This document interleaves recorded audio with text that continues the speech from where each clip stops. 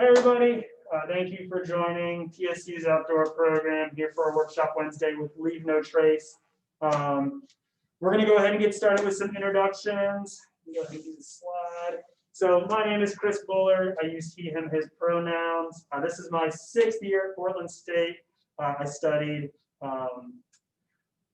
education as an undergrad in grad school. And then why do I get outside? For me, it's really about having a good time with friends and exploring nature and seeing what there is out there. I'm going to pass it over to Ian. Thanks, Chris. Yeah, my name is Ian. I am a junior in school here at Portland State University studying mechanical engineering. I like to get outside because I just find it to be a really great way to get some exercise, be it, kayaking or backpacking, all those things. So yeah, that's why I really get out there. Thanks, Chris. Cool. So we're here. We're part of the outdoor program, which started way back in 1966. We were one of the first outdoor programs in the country. Like I said, I've only been here for 6 years of that. And we have 3 different areas where we operate. So we have the outdoor program office, where we're actually at right now. We do a bunch of gear rentals, everything from tents to backpacks, sleeping bags, rafts, inflatable kayaks, pretty much anything you could use to get outside. And so, yeah, that's right here at the outdoor program office. We have a climbing center with inside of the academic and student rec center. It's part of campus rec. And we do bouldering right now. After COVID is wrapped up, we'll be doing top rope and some workshops up there. And then we also do trips. So this is actually a picture from our international trip to Peru 2 years ago. And as part of the trips, we do an internship program for folks who are looking to become part of our trip leader program, but maybe they don't have a ton of experience, but they have a lot of passion. So this is also something that we do here. So tonight we're going to be talking about Leave No Trace. And what Leave No Trace is in general is just it's a set of 7 principles that outline responsible usage of the outdoors. So it was originally started in 1987 by partnership with the United States Forest Service and the National Park Service and BLM, so Bureau of Land Management. And really it is to work with participants and people who are going out into these beautiful areas and try to minimize the trace that they're leaving. Anytime we go outside, we're going to leave some sort of trace. So the idea here is to try to minimize that trace as best as we can. A nonprofit was formed in 1994, and that's where we have this Leave No Trace Center for Outdoor Ethics kind of come up.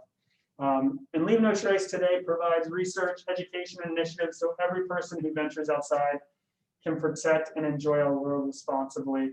Last year, about 60,000 people were trained, and through that, they've reached about 15.5 million people just last year. Awesome. Thank you very much, Chris. And just following up from that, we're going to get into it with a video that was created by an outdoor program employee, Kara.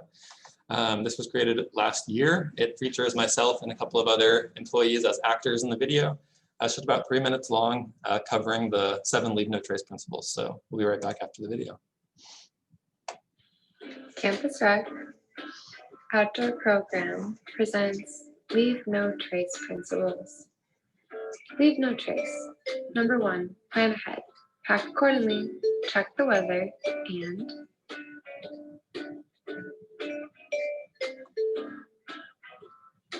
be sure to know where you're going.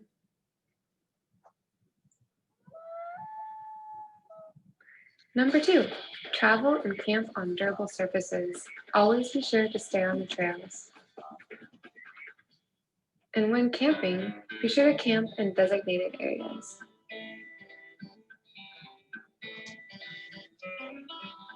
Number 3, dispose of trash properly. If you pack it in, make sure that you pack it out. When traveling in the backcountry, you may be able to dig a hole to dispose of your food and fecal waste. Be sure the hole is at least 7 inches deep and that you fill it completely when you are done. Number 4, leave what you find. Take only pictures and leave only footprints.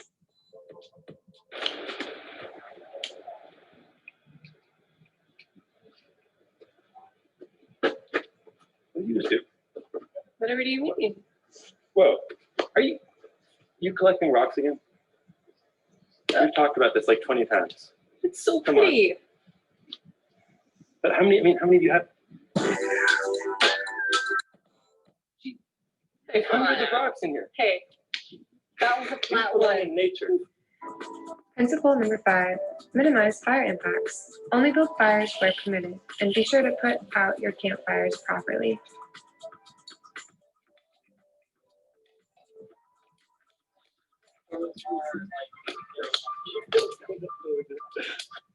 Number 6, respect wildlife. Never feed animals, and be sure that you control your pets at all times.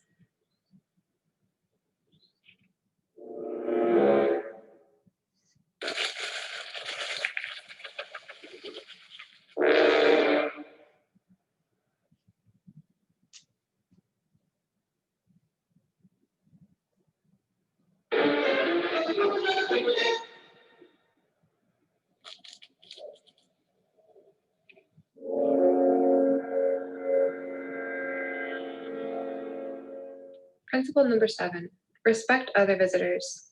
Be sure that you manage your pet and let nature's sounds prevail.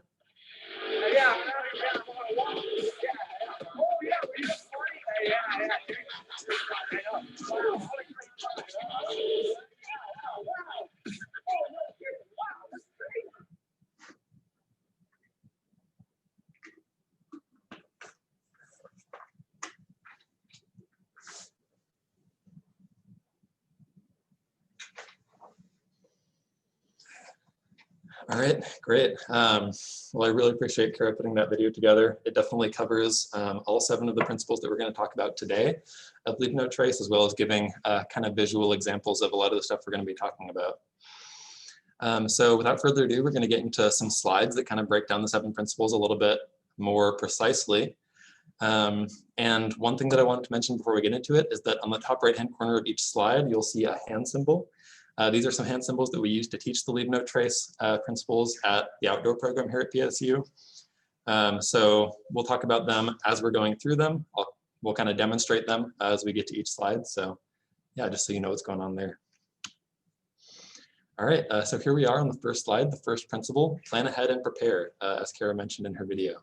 So this is a really important principle, but it essentially relates to the other principles in the sense that you're planning ahead and preparing for your trip in order to, such that you don't, violate the other principles and say, for example, be forced to leave trash out there or, walk off the trail or something like that. So I put together a couple examples here to run over. So for example, this person didn't bring waterproof boots or gaiters or extra socks to a trail with lots of puddles and water or streams. They had to walk off trail to keep their feet dry, walking on wet grass and killing plants and stuff. So that's just kind of one example of how that relates to actually principle number 2. And then here's another example relating to the 5th principle. This person didn't bring a stove to an area with a fire ban, and they were forced to make an illegal and dangerous fire to eat, possibly starting a forest fire or something crazy like that. So that's again, principle 1, plan ahead and prepare. Make sure that you bring a stove. Take those things into consideration when you're planning your trip. And then the 3rd example here, this person didn't bring a bag to pack out their toilet paper or trash.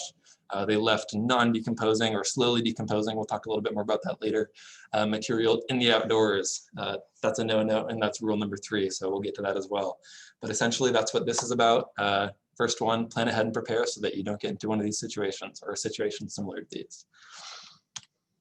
Oh, sorry, and the hand symbol for that one is with one finger, like this, like writing on a piece of paper. Sorry, I'm not doing a good job of getting it in the camera, but like writing on a piece of paper. That's what that is. Lists and such. Number 2, principle number 2, travel and camp on durable surfaces. So essentially, per the LNT organization, a durable surface is a surface is durable if it is able to quickly recover from use. That's straight off their website. And so essentially things like gravel, pavement would definitely be durable surfaces. The hard dirt trail that you're on is a durable surface. Yeah, so we've got a couple examples ahead of durable and undurable surfaces. I'll give you, they're kind of like a quiz style thing. So I'll give you a couple seconds to guess which one's correct before I reveal the correct answer. And then there's another thing on this slide here, which is a really important element of this. It says travel and camp on durable surfaces. So camping is a big part of that as well. So camping in designated campsites, the best site is found, not created. That just means if you found what's called, maybe a cowboy campsite, just a small thing off the trail where you think you could pitch your tent, but you might have to kill a couple plants to do so. Trying to find that place that you don't have to do that is a great idea, and that's what this principle is all about, really. Or not digging up a bunch of moss to have a soft bed. Plan ahead and prepare. Bring a foam mat, something like that. All right, next slides. So which one of these surfaces do you think is more durable? This one's a tricky one.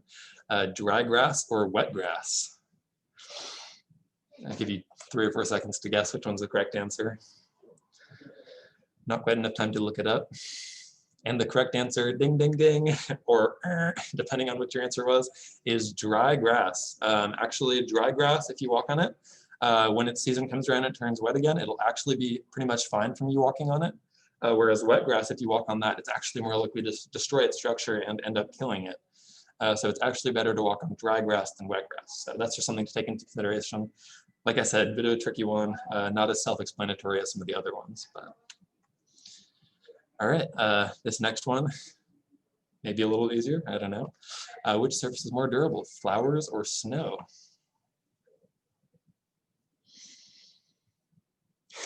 All right, and the correct answer for that one was snow, which I suspect that a lot of people got, although many mostly jokingly said flowers. So snow is a durable surface in the sense that you're not doing any damage to plant life or anything like that as long as the snow is of a reasonable depth. Even though you leave footprints there, you're leaving a trace, it'll melt in the spring.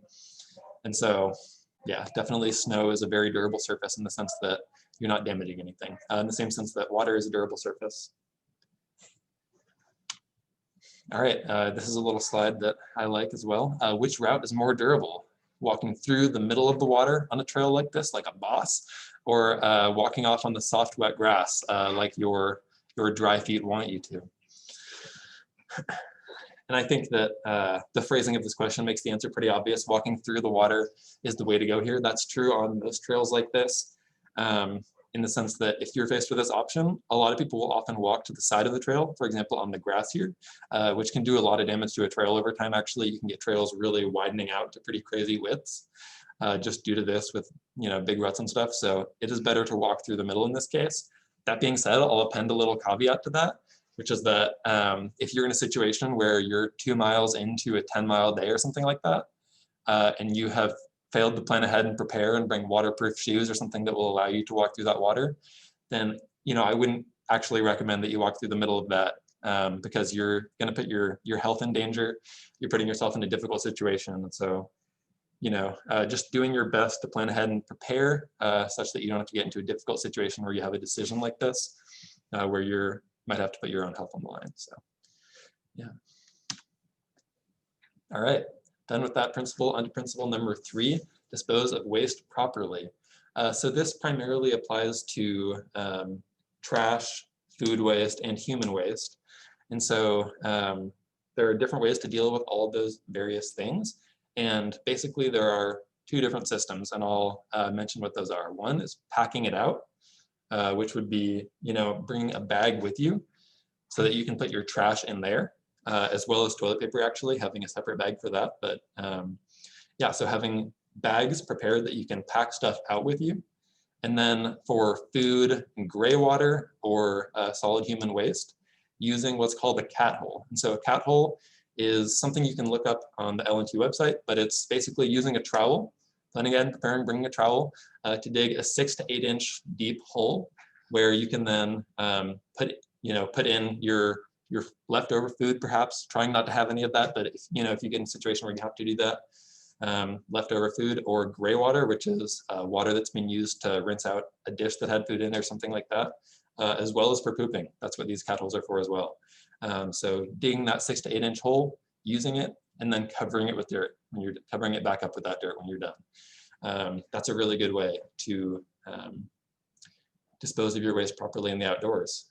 With pooping, like I mentioned earlier, bringing a bag so that you can bring out the toilet paper is a really important thing, because it does take toilet paper 1 to 3 years to decompose. It doesn't really seem like it, but it can definitely take closer to that 3-year range. And so you can get to a popular campsite where there's just tons of toilet paper everywhere, super disgusting. Really, this is a really good rule to try to follow, really good thing to try and respect. And just for entertainment, we've appended a couple of different statistics here for how long it takes things to decompose, various things. Anything you're curious about, if you want to know how long it takes a banana peel to decompose, because it's maybe longer than you think, or orange peel, you can just Google that. We didn't have that here, but a glass bottle takes about 1 million years. That's a 1 with 6 zeros. Cigarettes take 1 to 12 years because they have that little plastic filter in there. Toilet paper, 1 to 3 years. And an aluminum can takes about 200 years. We've all seen aluminum cans out there. They certainly seem to take a long time, even if they're buried. All right, next principle, leave what you find. This is definitely a big one, much bigger deal in some places than others. For example, rocks. You definitely want to leave nice rocks that you find near the trail, or anywhere out there, because if someone else comes out there, you want them to have the opportunity to see that cool thing as well. It kind of be a bummer if everyone who goes on a popular trail grabs a little bit of what's unique and cool about that trail and takes it home with them, because it's not going to add a lot of value for you, and it's going to take away value from the trail in the long run, big time. An example of something like that with flowers. At Forest Park in Portland, people really like the trilliums because they're super cool flowers, and there are a lot of them that grow in that area at Forest Park. Not as many as in this picture necessarily, but they do grow there, and people really like them. And so people grab those, and they have signs all over Forest Park telling you, please don't grab the trilliums, because they just disappear every year. And there's no trilliums for other people to enjoy, because they just get snagged essentially by folks who are going for a walk. So the exception to this rule being other people's trash. If you have space in your trash bag to pack out other people's trash, people seem to like to leave trash in the outdoors. Going back to rule number 3, packing out other people's trash is a great way to add value to the outdoors for others. So, yeah. Another way to frame this one is take only pictures, leave only footprints. And then I'm going to hand it off to Chris to go on rules or principles 5, 6, and 7. I'll slide out of the way here. So going into principle number 5, minimize campfire impacts. This again ties back into that very first principle which we talked about, which was plan ahead and prepare. So making sure that when you're going out and traveling different places, are there burn bans? Are you potentially coming in close contact with wildfires? When you're at your campsite, are there going to be established fire rings, which you should use established fire rings. You really shouldn't be making any new fire rings. Or do you need to use a fire pan, which essentially is just like a big baking sheet that you put the fire on top of. So these things you can kind of find out before you even leave the house under that plan ahead and prepare. Number 1 principle there. You can see kind of in the upper right hand, Ian's hand is on fire. And so with that campfire impacts, he's making a little fire with his hand for number 5. When we're talking about fires, we really want to think about fire size and how big of a fire we want. In most scenarios, we really want to be thinking about keeping a fire as small as we need it to be. If we're planning on cooking, we should probably bring backpacking stoves or some sort of stoves in there. Campfires aren't really the best for cooking in the backcountry, especially if it starts to rain potentially. So having that backpacking stove is super helpful. If you're having that fire, if you're trying to just dry clothes out or something like that, keep it small, keep it smoldering. You don't need to have a huge rager. And then some other notes here is when you're collecting firewood, thinking about the 3 Ds, so dead, down, and detached. You don't want to be cutting off, branches and limbs from living trees. You really want to make sure that you're finding this this fuel on the ground, and you're not creating another scar. You'll go to different campsites and you'll notice that there are no limbs, up to 8 feet, and that's because humans have been going through and just cutting those off and ripping them down to have these fires. And then lastly, really thinking about making sure that your fire is totally out at the end of the night. You know, you don't want to be the reason that a wildfire start kind of in our area here.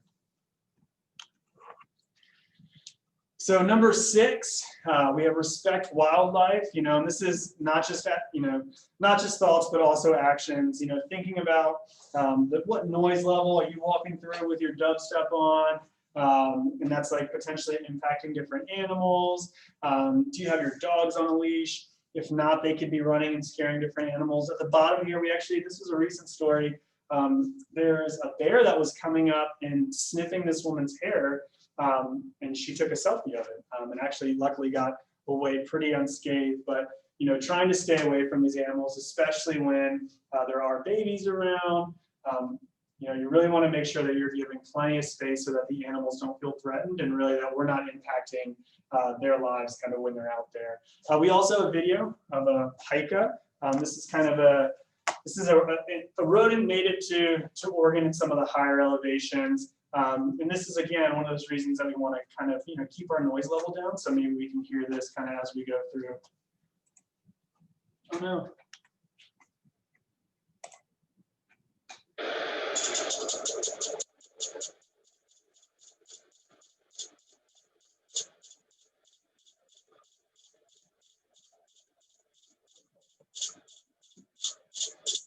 Yeah, with these, I mean, they're pretty small. They're about the size of, like a mouse. But they're actually pretty closely related to rabbits. But they make cute, awesome sounds once you kind of get up into the higher elevations. And if you're just jamming out to, your music or yelling with your friends, you're never going to be able to hear them or find them and see their cute faces. So we're going to go into the last one now, the 7th principle, which is really being considerate of other visitors. You can see in that last number 6, Ian was a little woodland creature with his ears up. And in this one, number 7, really it's peace and love. It's being considerate of other visitors, right? Like, we're not the only ones out there. There are plenty of other people, whether they're, if we're out for a hike, we'll run into people who are mountain biking or trail running or whatever it is. And, with the outdoor program, we're generally in larger groups. So, thinking about, how we're trying to, keep our stuff kind of compacted. If we're like stopped for a break, make sure we're not taking over all the trails and stuff. And again, thinking about that music, when people are kind of traveling in these spaces, they're trying to get away from it all, and they're trying to have that, become one with that natural environment. So thinking about how you're potentially impacting their experience as well. For us right now in this kind of COVID time, thinking about proximity, we're all hyper aware of being within 6 feet, but even, as you're setting up camp, making sure you're giving folks lots of space if you can. Again, by following the rest of these principles, and keeping the leave no trace principles in mind, you're also being considerate of not only the people that you're seeing, but then also folks to come in the future as well.